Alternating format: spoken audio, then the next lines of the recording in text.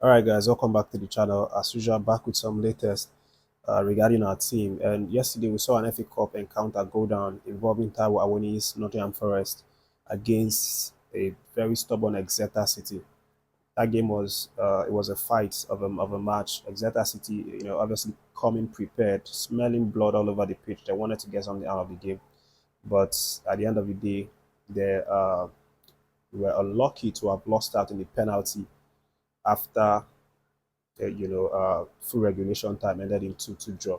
Taiwo only got off the mark with a goal in the 37th minute, but Exeter City scored first in the 5th minute through, uh, the legs of Manganese. And then Sosa equalized in the 15 minutes. Awoni scored in the 37th minute, as I said, and then Manganese equalized in the 50th minute, and then he went on into penalties before Awoni's Nottingham Forest got the best of them.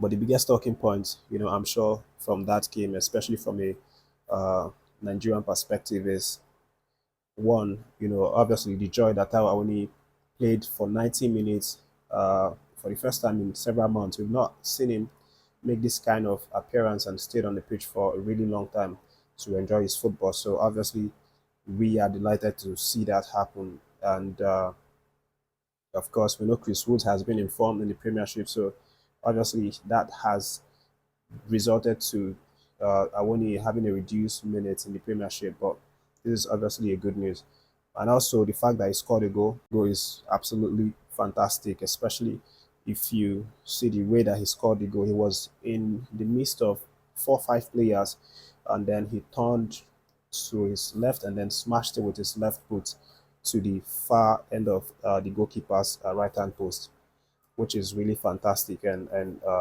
showed some good quality of a good striker.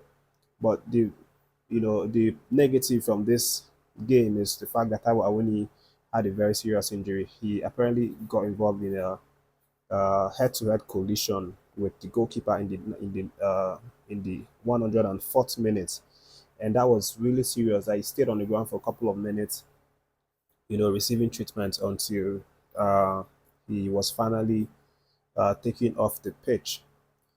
So that really caused a worry for a lot of us. But the good news is that the coach of Nottingham Forest, as Espirito, has come after the game to say some positive things regarding Taiwo Awoni's well-being.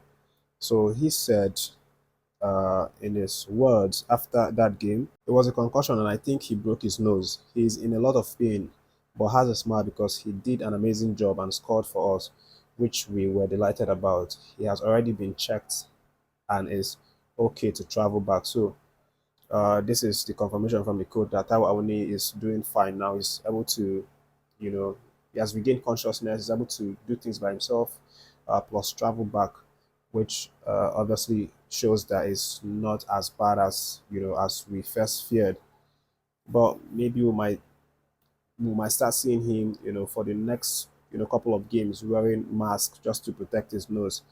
But we'll see what happens. Of course, Coach Eric, I'm sure is going to be worried about the recent trends right now with Super Eagles players. We've had 1 or 2 issues with our players having injury scares and things like that. But by God's grace, everything's going to be all right, and these guys will be fit to come represent in March. But moving away from that one, guys, a certain NFF's official has come out to clear the ongoing rumor about why Leon Balogun hasn't been getting call-ups to come represent the Spikes of Nigeria, even when you know uh, he says that he's fit, he's ready to come represent. He's being called upon, but at the end of the day, we just find out that he doesn't get these call-ups. And the rumor that actually had been circulating over the last couple of months is that Leon Balogun talks too much.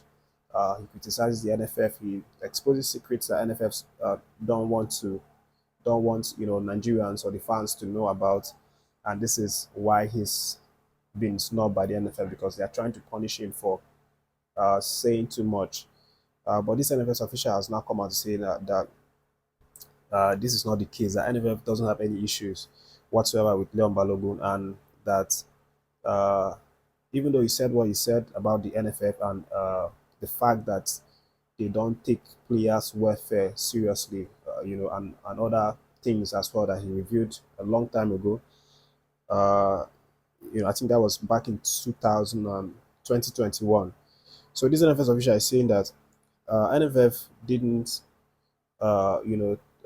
even think twice about it. That they, in fact, listened to what he said and then they worked uh, towards being better, in terms of the welfare and all of the things that he addressed in his criticisms of NFF, and that people should disregard all of these kinds of rumors that is spreading, that the NFF doesn't have any right whatsoever to impose players on the coach, to tell coach that you have to call this player or not call this player, or pick this or not pick this. So this is why he's saying that NFF has no jurisdiction regarding who the coach gets to call. That at the end of the day, the coach will be the one to decide who he will call, and the NFF is completely out of the picture when this is happening.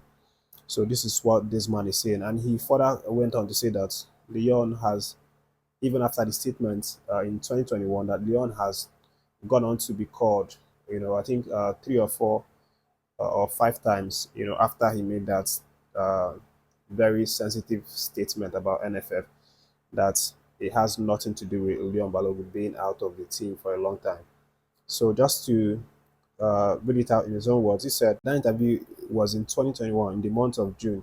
Since then, Balogun has played in 7 games for the Super Eagles. You can go and verify. He was in the squad for the AFCON but missed out due to injury and played in both of the World Cup qualifiers playoff games against Ghana and also in the AFCON qualifiers with Jose Posero as coach. People saying Balogun's absence is due to that interview are not fair to the NFF. We don't pick players for coaches, and his statement in that interview was properly addressed by us. No coach has been told to pick a player or drop any player.